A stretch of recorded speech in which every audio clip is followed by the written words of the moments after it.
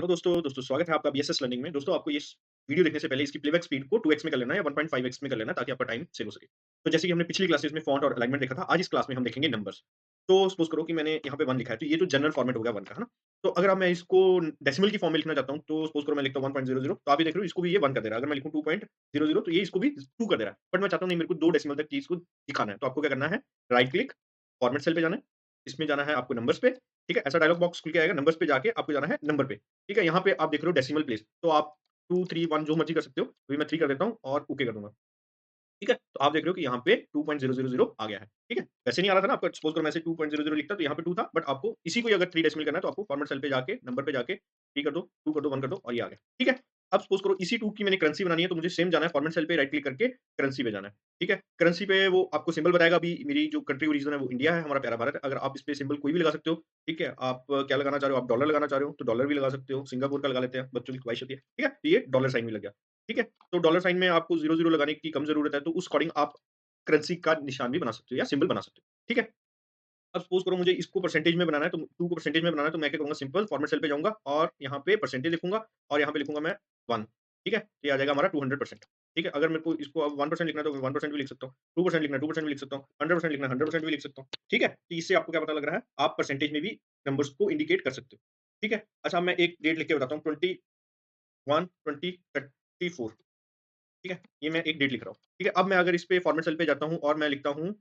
अच्छा, मैं आपको एक और तरीका बताता हूँ। आप डायरेक्टली यहाँ से भी जा सकते हो। ठीक है? आपको यहाँ पे जाना है, ये जो एरो बना है इस पे क्लिक करना है। अभी देखो आपको सेम चीज़ ओपन हो रही है।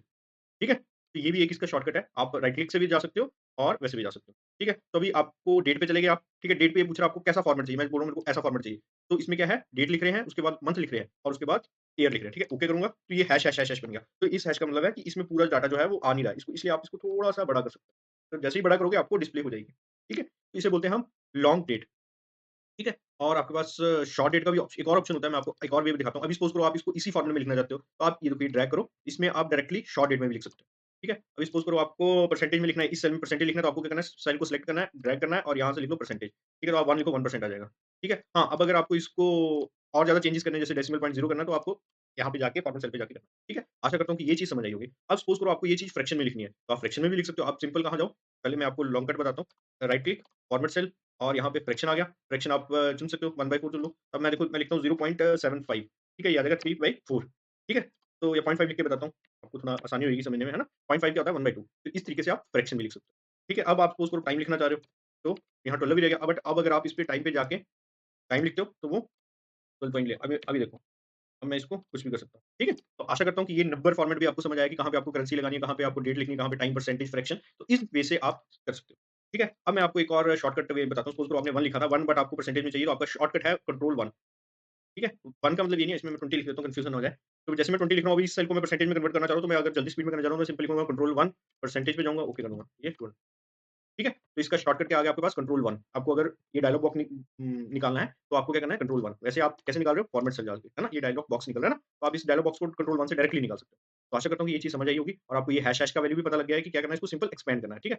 मैं इसको ये देखो यहाँ मैंने लिखा गया, यू कैन एक्सपेंड, मतलब इसको एक्सपेंड करो तो आपकी डेटा जाएगी। ठीक है? तो आशा करता हूँ इस स्लाइड में मैं सब कुछ इसलिए रखता हूँ कि ताकि आप एक स्क्रीनशॉट रखो, आपकी सारी रिवीजन एक स्क्रीनशॉट से हो जाए, है ना? इसमें मैंने शॉर्टकट्स भी लिखे हैं और लॉन्ग कट्स भी लिखे हैं। जैसे मैंने लॉन्ग कट लिखा है, होम पे जाके नंबर पे जाओ, पहले सिलेक्ट करना पड़ेगा, होम पे जाके नंबर पे जाओ, नंबर पे 2 है, ये एक इससे भी आप कर सकते हो और दूसरा आप यहाँ से भी जा सकते हो। ठीक है? तो ये मैंने शॉर्टकट्स लिखे होते हैं और इससे आपको सारा पता लग जाएगा और एक रिवीजन करने में आसानी होती है। ठीक है? मैं हर स्लाइड में ऐसे ही लिखता हूँ, देखो। ठीक है? और कुछ चीज़ें मैं डायरेक्टली बता देता हूँ आपको। तो मिलते हैं नेक्स्ट क्लास में, तब तक के लिए धन्यवाद। अगर कोई भी कमेंट है तो आप कमेंट करके ज़रूर बताएँ, मैं उसको इम्प्लीमेंट ज़रूर करूँगा अपनी वीडियो को इम्प्रूव करने में। और अगर कोई सजेशंस वगैरह उसको भी बताएँ और अगर कोई प्रॉब्लम है, कुछ चीज़ समझ नहीं आ रही है तो उसको भी बताएँ, मैं उसको भी इम्प्लीमेंट कर दूँ।